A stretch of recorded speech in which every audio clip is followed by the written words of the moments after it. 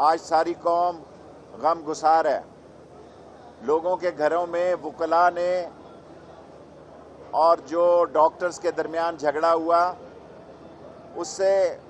لوگوں میں صف ماتم بچھی ہوئی ہے کہ ہم گراوٹ کا شکار ہے، سارا معاشرہ پستی کی طرف جا رہا ہے، اور اس کی بنیادی وجہ یہ ہے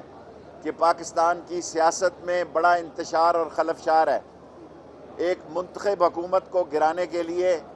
ساری غیر آئینی اور غیر جمہوری زبانیں اور غیر پارلیمانی زبانیں استعمال کی جا رہی ہیں۔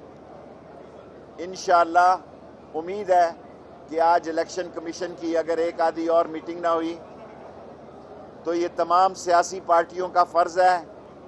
کہ وہ ایک مشترکہ الیکشن کمیشن باہمی اتحاد سے لے آئیں، ورنہ 13 اور 18 میں جو لوگ آئے ان پر بھی قوم نے اعتبار نہیں کیا۔ اور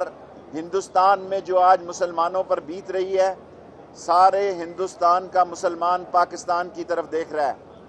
آج مسلمانوں کو شہریت کا بھی ہندوستان میں حق نہیں مل رہا، اور بالآخر وہ ووٹ کا حق بھی ختم کرنا چاہتے ہیں تاکہ ہٹلر مودی اور موسولینی مودی مسلمانوں کا جینا مشکل کر دیں، ہندوستان کو ایک پورا ہندو دت کی ملک بنا دیں۔ جو اس وقت مختلف باتیں کی جا رہی ہیں، اچھی بات ہے آصف زرداری صاحب کی ضمانت ہو گئی ہے، اچھی بات ہے کہ ایک جوڈیشری نے ایک بہتر سٹیپس لیے ہیں، لیکن یہ توقع رکھتی ہے قوم کہ یہ ملک خانہ جنگی کی طرف نہیں جائے گا، سیاسی لڑائی کی طرف نہیں جائے گا، اور ملک بہتری کی طرف جائے گا، کیونکہ عمران خان نے جس طرح اس ملک کی اکانومی کو بہتر طریقے پہ ڈال دیا ہے، انشاءاللہ 3 مہینے تک مہنگائی بھی کنٹرول ہوگی۔ اور میری آواز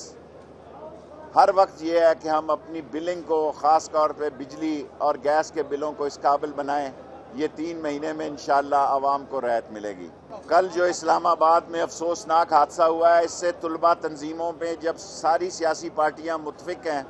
کہ ان کو یونین بنانے کی اجازت دی جائے،